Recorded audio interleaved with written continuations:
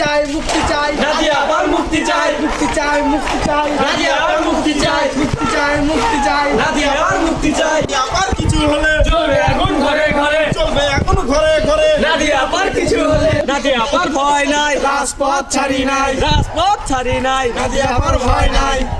ভাই আপনারা যে নাদিয়াকে নিয়ে যে এরকম মিছিল করতেছেন, ঠিক আছে, আসলে কি কারণে মিছিল করতেছেন?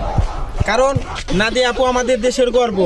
তিনি এই বাংলাদেশের জন্য যা করেছেন, আমাদের এই বাংলাদেশের টিম ফুটবল টিম দিয়ে আমি বলতে চাই যে ফুটবল টিমে 11 জন প্লেয়ার নিয়ে মাঠে তারা খেলছেন, কিন্তু তারা র্যাঙ্কিংয়ে অনেক পিছিয়ে আছেন, 183 নাম্বার।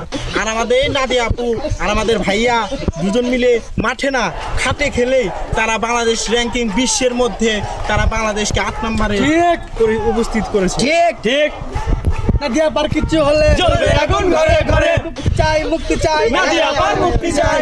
তো ভাই আপনি কিছু বলেন।